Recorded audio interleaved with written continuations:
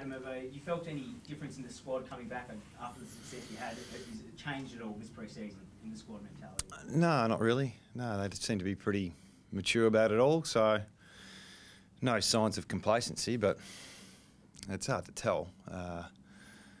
But the numbers that we're getting from a sports science point of view are really good, really pleasing, so that doesn't mean everything, but it's a good sign for this time of year. Did you use your experience from a playing perspective and a Hawthorn perspective about how to turn the next year around? Turn it around?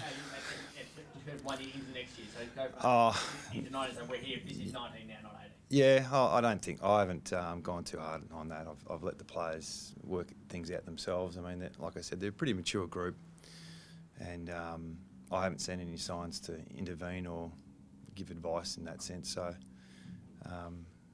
you know, competition's so tough. I don't think we're all realists with where we're at in terms of how hard it is to get back there, and you start from the bottom again. So, yeah, we're starting to ramp up training. You know, we get some players back in the next few weeks.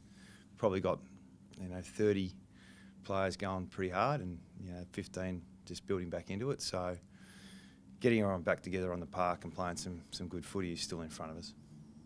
Getting guys back fit, as you know, is that anything to do with the rule changes? Like, do you think the ball will be in motion a bit more than it has been in the past? Oh no, look, that was their own personal, what they did on their breaks, I suppose, and how they handled the off-season. I think an AFL player in the modern game has real understanding of what they need to do in their breaks, not just West Coast. I think every club, has worked really hard at trying to educate their players on what to do in their break, and I think they need a break and they deserve a break. But what they do to prepare themselves for the rigours of the competition, there's a lot more trust now from coaches and clubs on what the players do, and the players had an extra week over Christmas and came back and ran 15 or 16 PBs, so without testing. So I think that's probably the sign of the times. You've only got sort of 30 blokes that are up and about. Does it make it a little bit challenging with the rule changes and trying to trial that? Oh, the rule changes, yeah, we're just getting into that now. Look, it's not. We've probably got 35 training, so that's normal. This time of year and players coming back in. So yeah, the new rules are interesting. We'll probably just let them develop as they go, and I think most clubs will be trialling on how things work. There's lots of rule changes, so we haven't covered off on all of them, that's for sure. Gov went for surgery last week. Yeah. Just an update on how he's going. It's like he's thinking in before Christmas, like he was a trim. Yeah, he's looking good, Gov. He damaged his ribs, different ribs in the grand final, and it just hasn't recovered as well as we would have liked. So just a little plate put in there just to help recovery. So it's a 2 or 3 week thing, and then he's back into full training. So we're anticipating he'll be fine for the JLT series.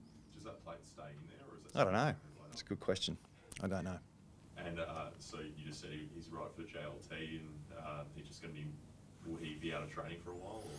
Yeah, he'll be out for a few weeks, and then but I think he can start running pretty quickly. So it's just more contact. So this is not a major issue, but it's obviously not ideal for him. But he hasn't missed a beat really since he come back. So he's got some credits in the bank. How do you listen? Who do you know at the moment won't be right with the JLT? Jamie Cripps won't play JLT series. He'll be pushing for round 1. Most of the other guys have still got ambitions to play in that series, so Nick won't be available. But I think most of the other guys will be pushing to get a game. I think he's back in next week. Yep, so his process has been slow, but him and Tom Barras should be back into training next week and add to our numbers. So no Cripps, no McGrath at the start of the season. So yeah. Who do you see coming through? Might take those spots in the trial through the JLT to see who stand up. Yeah, we're still working towards that. But young Petruccelli's been having a bit of a breakout pre-season, so we're hoping he keeps developing. Waterman's the same. He's just looks like a stronger, bigger, fitter player already. And obviously you've got Ryan and Rioli and these guys as well. But they're hard players to replace, especially Lacroix. It wasn't just his skill; it was his leadership and direction. And we had a really young forward line last year, so we'll miss him. You've seen breakout season Rioli last last year. Have you noticed a player with a more of a leadership role so far this pre-season? He's probably taken upon himself. Is that something you've noticed? Willie? Yeah. Yeah, he's definitely more self-assured, and when you're in that space, you can give a bit more direction and leadership, especially during training. So I've seen growth in a lot of our young players in that space, and with that experience they had last year, it now gives them more confidence to speak up in front of the players, and it's quite an inclusive environment anyway. So the feedback we're getting from our leaders at our young players are actually giving them feedback as well, which is always positive. Is your forward line your biggest question mark over what it will look like? Probably, yeah. At the moment with Jamie being, questionable for round one, and then Lacroix retiring, and obviously Lysett moving on. He played a portion of his game forward as well. So yeah, we'll keep working through that. Like I said, it's pretty young last year, and it's still developing. You have Allen and Brander and Waterman, and Brander and Allen both played back a little bit times last year. So how do you handle those guys with ambition and reality and everything else? They'll get opportunity, I suppose. So it's just what they make of it. Everyone's ambitious, so that's great. It's a good problem to have. On Monday, Josh Kennedy said his plan is to play in JLT series. Is that your plan too? Yeah. Hopefully, he's had a shoulder operation in pre-season. He's building quite nicely. So unless we get any little setbacks, he's definitely in front of this time last year. He had some Achilles ankle problems, so that seems to have gone. But he's in pretty good shape. What's your plan for Gaff during the JLT? I haven't spoken about it yet, but I would assume he'd play a game or maybe a game and a half. I think he misses the first couple of rounds, so we'll we've got to be aware of that because he won't be there round one, but he'll definitely be there when he's available. How difficult is it to manage that sort of? Nah. Because you've got, it's fit as all hell, but it's he can play too, and then he's going to miss a couple. And No, that's fine. When building him, how do you get him in? Is it a lot of minutes early and then a couple of weeks off? I don't know. That's the date today. It's the 23rd of Jan. We'll get to that. We'll get him match fit.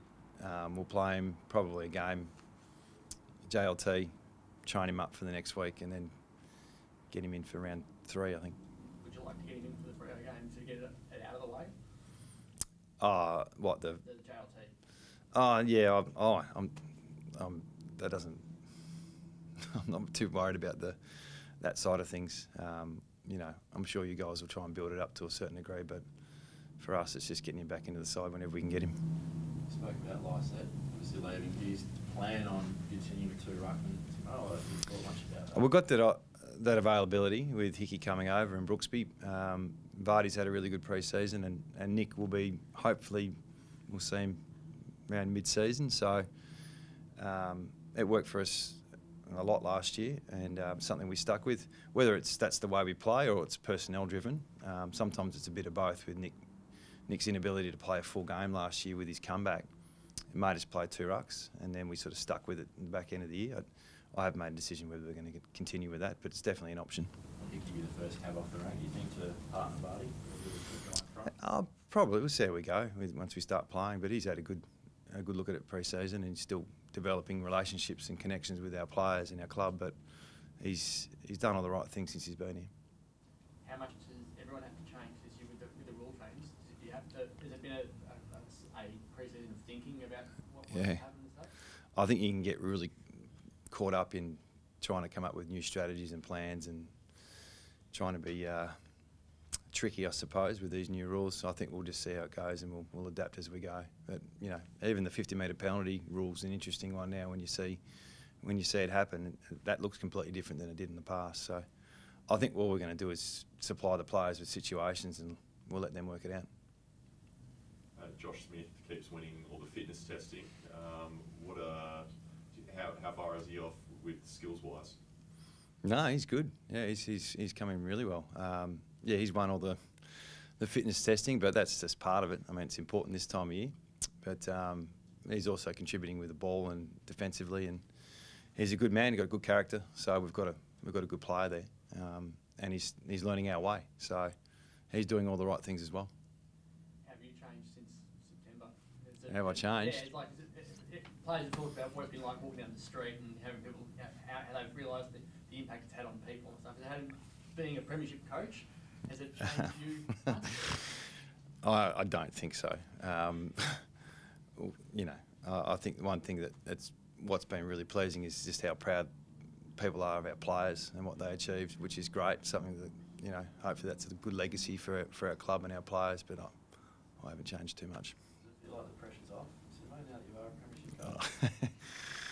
Unfortunately, I don't think the pressure's ever off. Doesn't matter who you are. If you're a coach in this industry, there's always pressure. So it's just different types of pressure, and that's just our job.